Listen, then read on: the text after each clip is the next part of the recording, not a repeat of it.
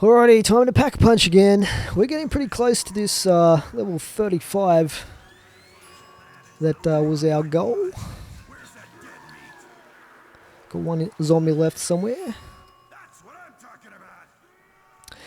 Okay, so anyway, I was talking about my trip to Africa, and basically the first place I went was in Kenya to a place called the Masai Mara.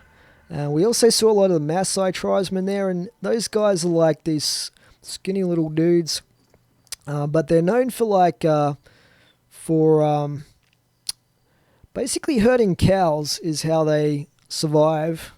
But they're also known for killing lions traditionally. They don't do it anymore because they're not allowed to unless there's some, I guess, government grant to do it if there's a lion threatening people.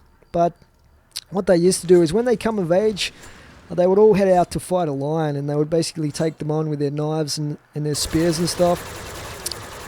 Which is pretty epic, and these guys, like, they don't look physically very tough or threatening, but I've got to say, they're pretty impressive in terms of courage and all that stuff. Like,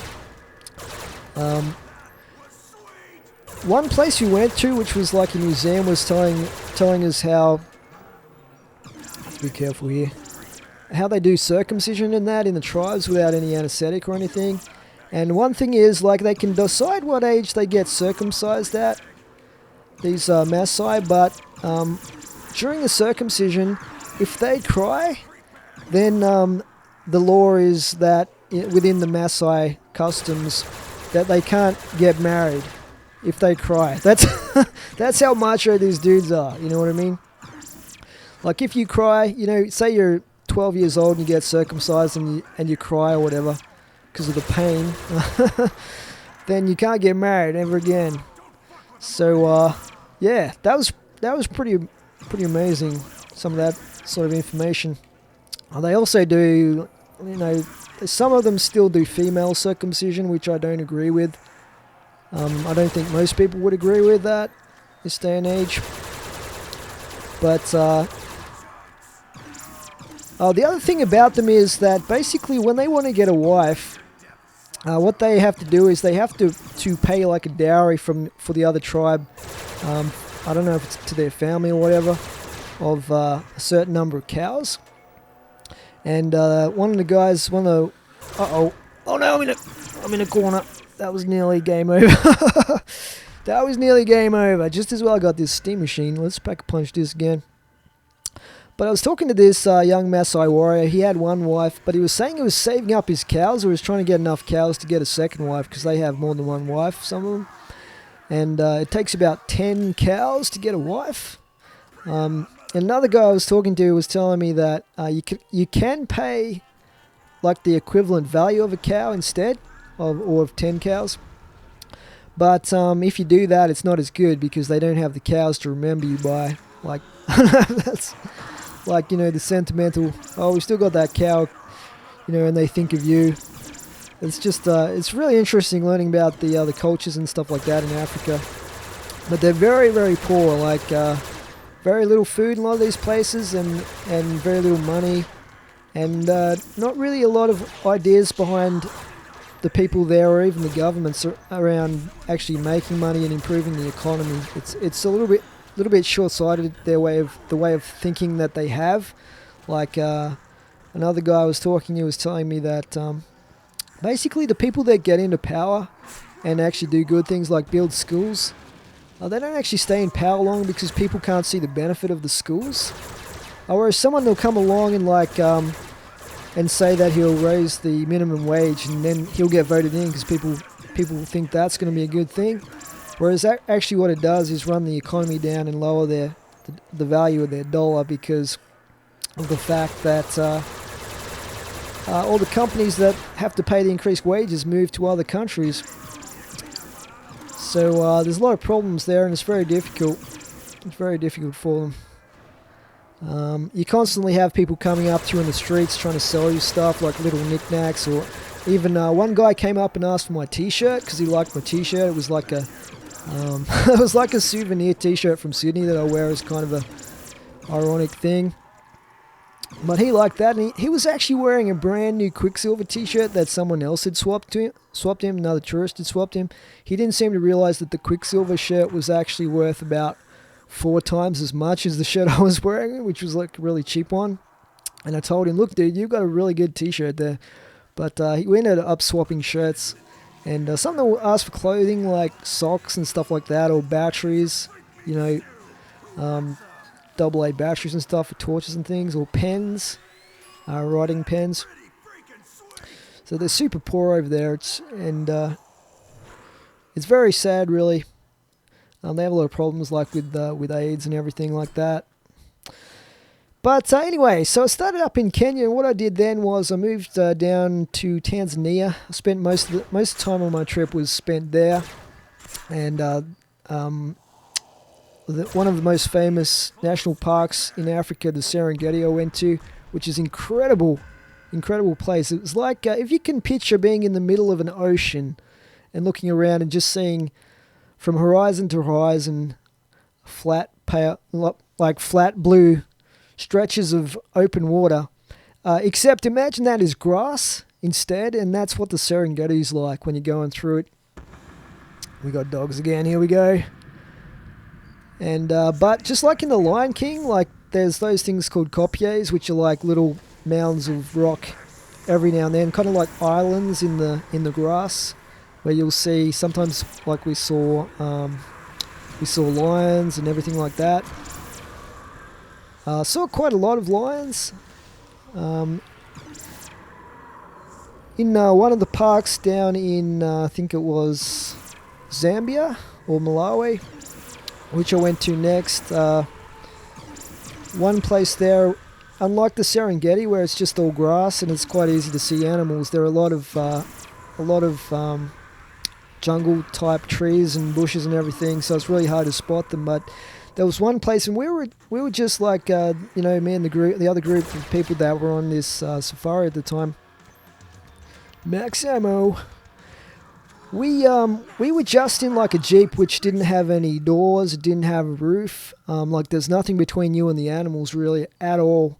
And we parked right next to this bush, and about 2 meters away inside the bush, barely visible, there was a pride of 16 lions, like massive lions, and I could only see 2 of them, but they were all in there, and like the closest one was only about 2 meters away, just looking at me. So that was pretty epic. I also got to see white rhinos and stuff like that. There was pretty amazing camps that we stayed in, like one place called the Ngorongoro Crater. It was a pretty amazing campsite there, where we had one evening a massive bull elephant, probably the largest elephant I saw on the whole trip. It just kind of came out of the bushes and strolled through the campsite. It was pretty amazing. And they can be dangerous as well. Like in one of the places we stayed, one of the guides was telling us that the elephants kill the most people. Usually it's the hippos that kill the most people, because they get between them and the water, but the elephants are pretty dangerous. The African elephants. They're not quite as friendly as the Indian ones, and they're a lot bigger as well. But elephants are amazing. I love elephants. What else? Another place we camped at, which was next to a massive river, that had a lot of hippos, and they would be just like there right next to the tents. You get up in the middle of the night, you can hear them munching on the grass, and like you look out the tent door and there'll be like a massive hippo just standing there.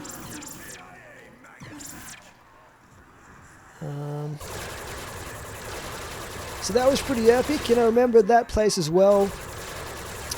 I remember looking out, like we would, where we had the little camp bar, you could look out at the river and you could see like crocodiles swimming around, or the hippos and stuff like that.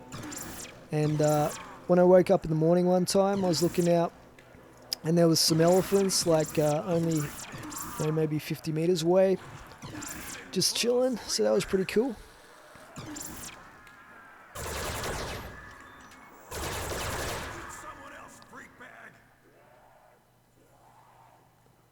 Right, just got the one zombie left here. We've definitely, I I forgot to mention we've definitely beaten around 35 anyway. Feeling pretty comfortable with this strategy, I gotta say. It's working pretty good for me. We've been going a while here. I might go to about around, say, 40. And see if we can make it to round 40 now. This map, not too bad considering the camping, that we're camping solo on this. It's a really good map though, guys. Hope you enjoyed this. It's very, very different, which is good because it's good to see a bit of innovation. Not just the same old, same old.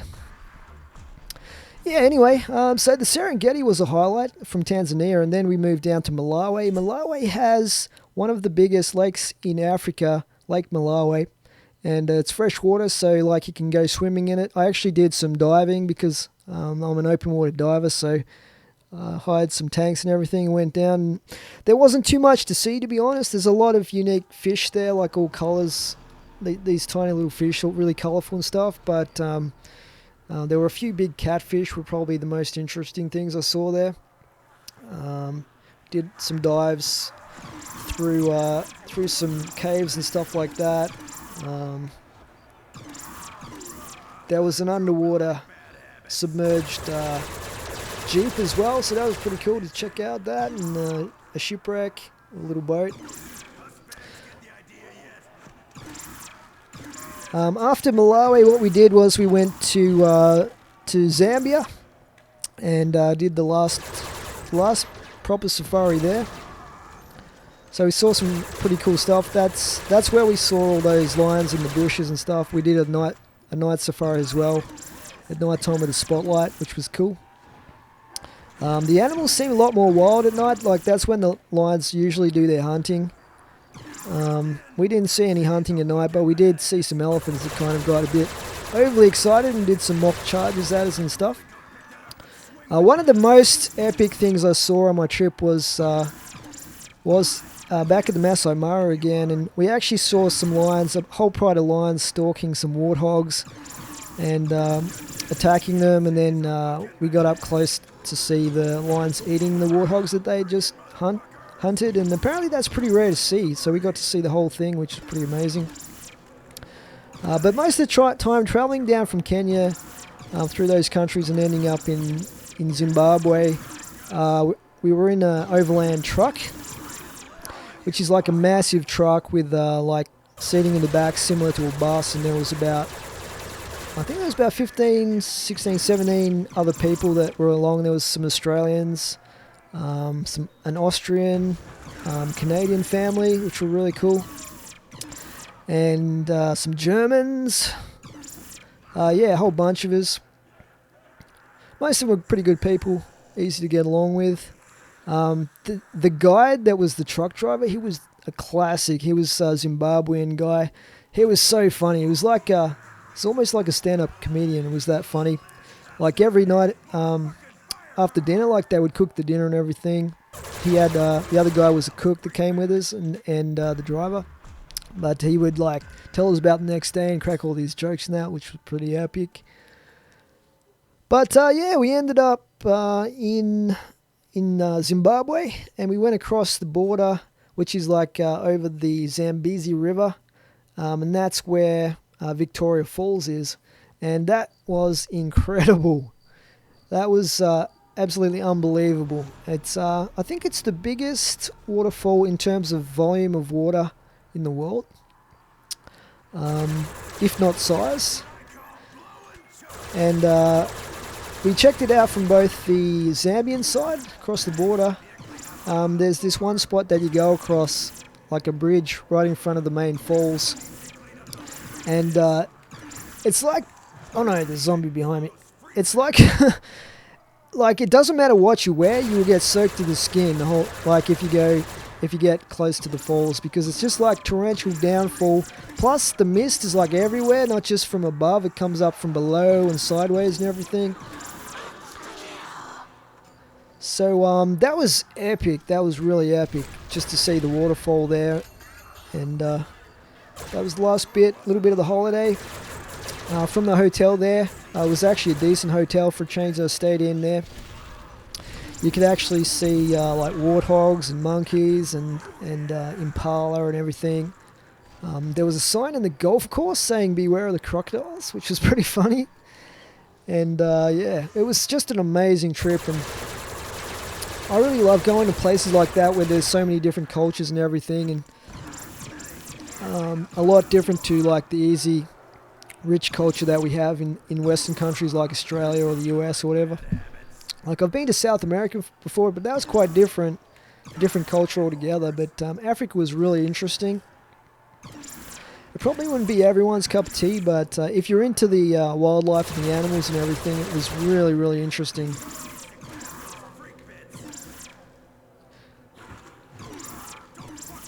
It was pretty hot though. It was really, really hot, especially when we went to Zanzibar, which is like quite a large island off the coast of Tanzania. This is getting pretty crazy in here now. 15 rounds left. As we get more and more zombies per round, it's going to get difficult to survive because I'll just run out of ammo. Like, it's helping a lot having that vulture raid. What's it called? Cartridge something? I can't remember what the name of it is in this map. That particular perk. Let's try and sneak past this zombie. Yeah, but anyway, I do like traveling. I've traveled to a lot of countries. But for my next trip, once I can afford it again, probably be in a few years from now. But I want to go to Egypt. It's very dangerous though. I mean, Kenya's pretty dangerous as well with terrorism and stuff. Zimbabwe's not exactly the safest country either. But Egypt is really bad. Like, they target tourists and stuff like that. I'd like to go there one day, and I'd also like to go to India. The father in the Canadian family that came along on the trip with us, that was in the truck, was talking to him, and his favourite country, he's travelled a lot as well, his favourite country was India. And I've never been there, and I'd really like to go there one day and check that out. Dogs again. So we're definitely going to get to round 40 here, if we survive the dog round. Which with this thing shouldn't be too bad. See that dog fly across there?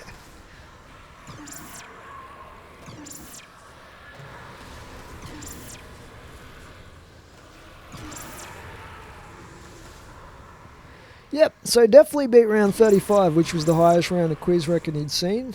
I don't know if there's some high rounds out there now, there may be.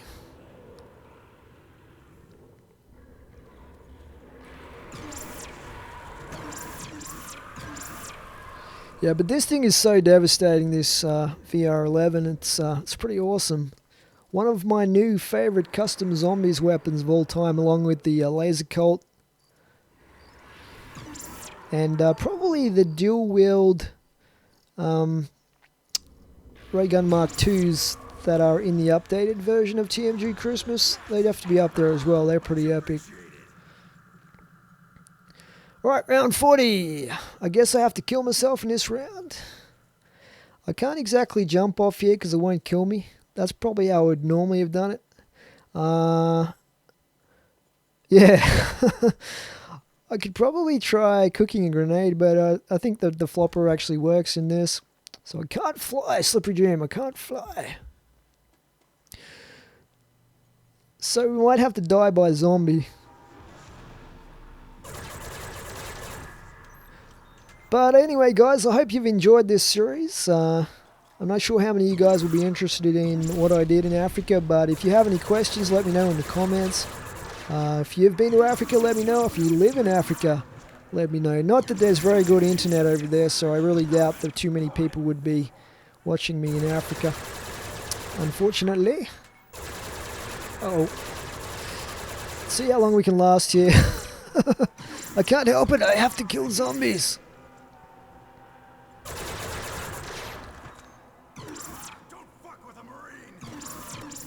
Sometimes you get set up so well in a map that it's almost difficult to get killed.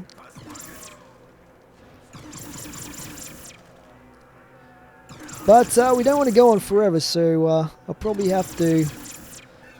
Let's get a whole group of them here. Oh, an insta-kill. Okay. Let's do it. Time to end it.